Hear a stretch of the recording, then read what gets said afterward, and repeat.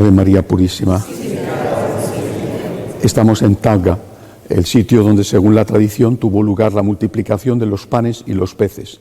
En esta iglesia austera, llevada por los benedictinos, hay, como os habrán explicado, unos mosaicos antiquísimos que indican precisamente que la tradición desde muy antiguo consideró este un lugar sagrado ligado a ese extraordinario milagro. Jesús tuvo a lo largo de su vida, tanto su infancia como la vida oculta en Nazaret y después la vida pública y el final de la muerte y de la resurrección, tuvo a lo largo de su vida una serie de momentos o de tiempos esenciales.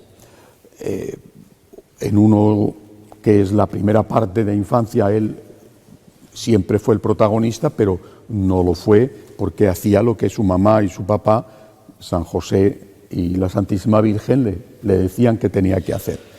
Pero hay después ya otro momento en que él empieza su vida pública. Cuando él empieza su vida pública, la empieza, como sabemos, en el bautismo, en el Jordán, bautizado por San Juan Bautista. Cuando él empieza su vida pública, va a empezar también una etapa complicada que va a terminar con la muerte y la resurrección. Empieza su vida pública y empieza a complicarse la vida. Incluso pareciera que no tiene ganas de empezarla, que está muy a gusto con su madre, lo cual no creo que nadie se lo pueda reprochar, porque vivir con la Virgen María era ya vivir en el cielo, y él era el cielo porque él era Dios. Pero era natural no querer salir de casa. Cuando en Caná él le dice a la mamá que no tienen vino, él contesta y le dice: mujer, no ha llegado mi hora. Y sin embargo, él hace caso a su mamá, sabiendo que desde ese momento, más incluso que desde el bautismo, va a empezar la vida pública con el primer milagro.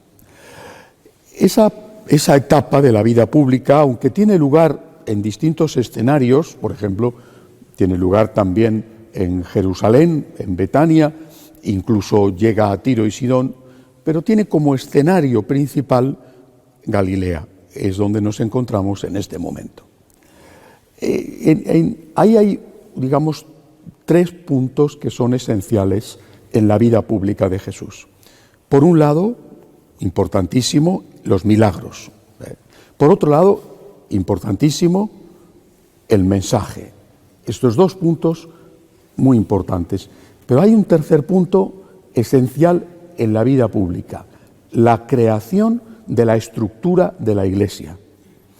La creación de la estructura que se va a dar con la elección de los apóstoles y después con la selección de uno de los apóstoles, San Pedro, como el primado, como su sucesor. Repito, aunque la vida pública de Jesús no se ciñe a Galilea, pero sin embargo aquí es donde va a empezar. ¿Dónde fue exactamente el sitio del bautismo del Señor?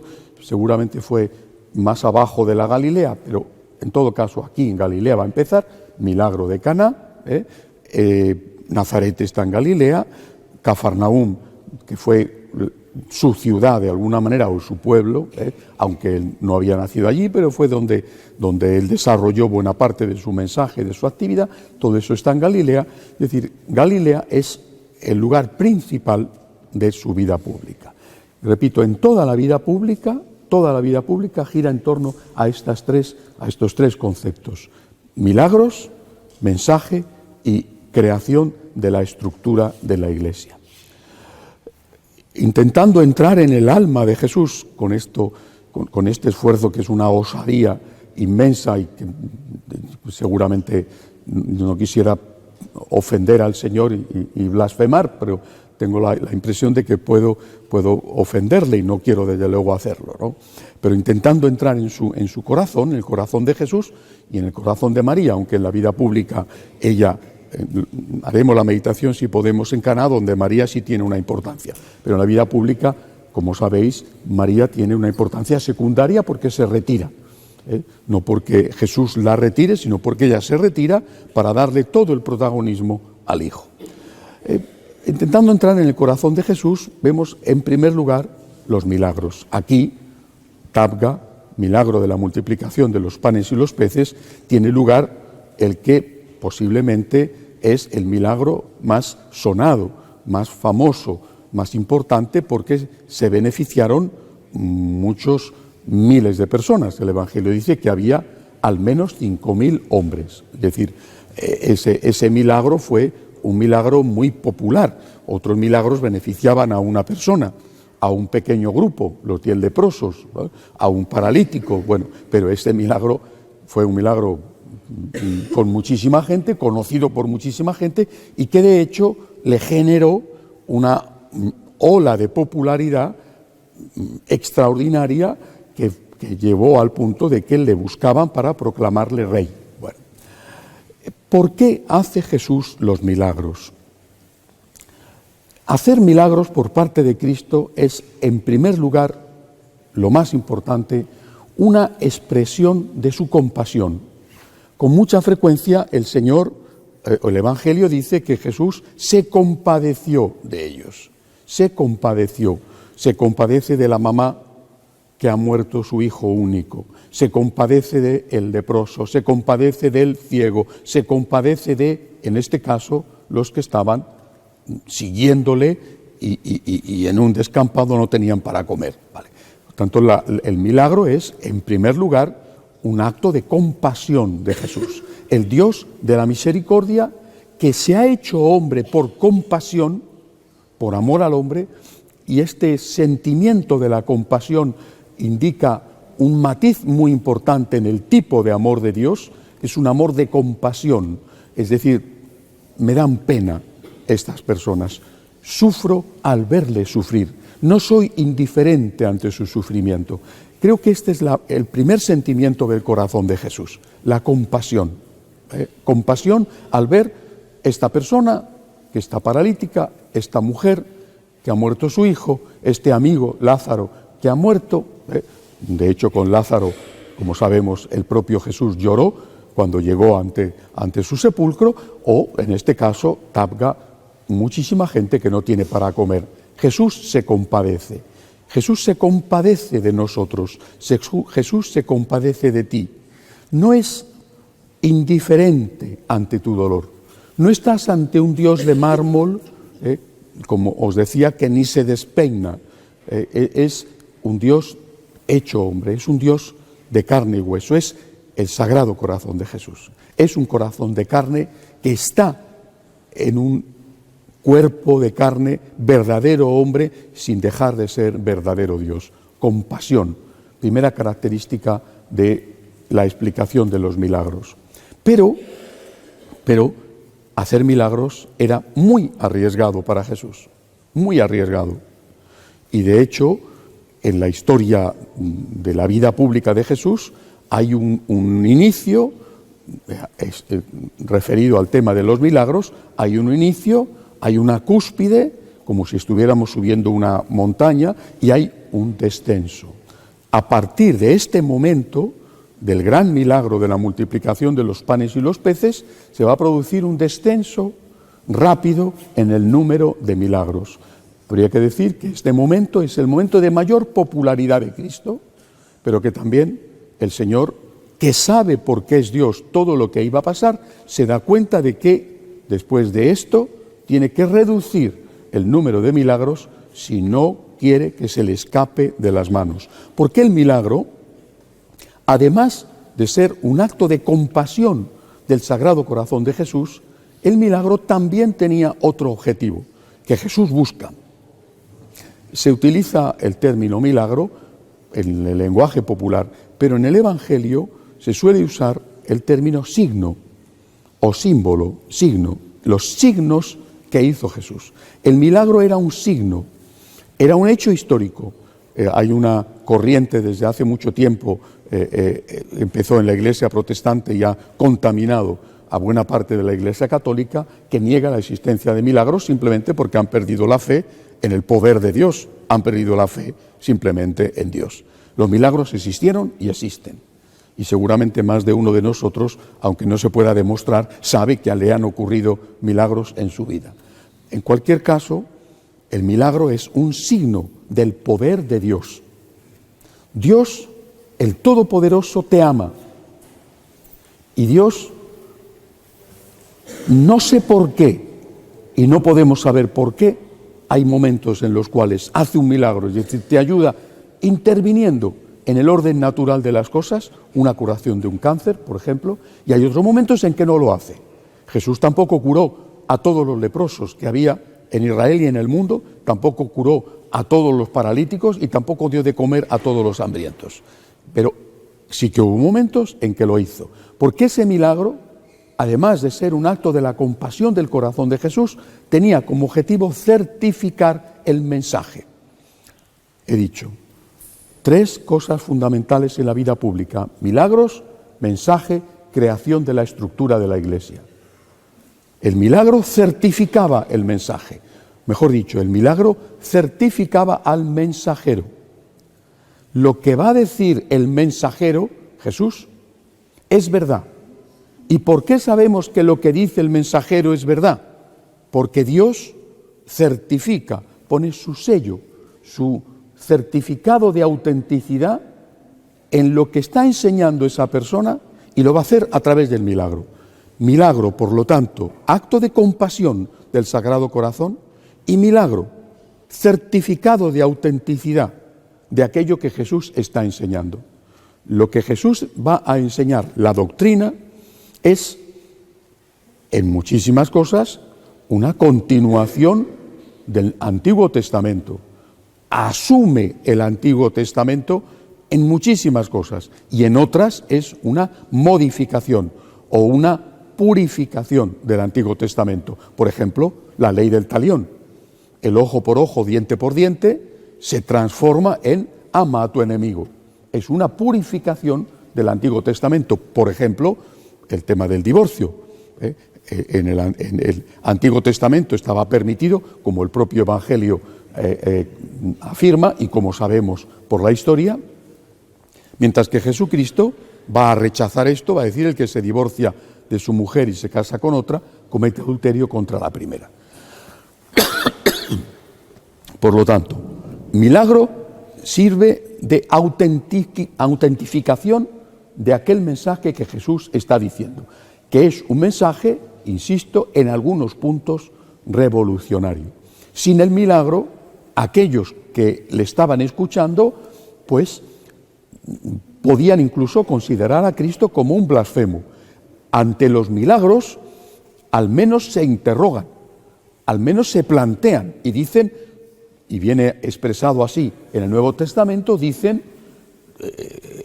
nadie hace las obras que este hombre hace.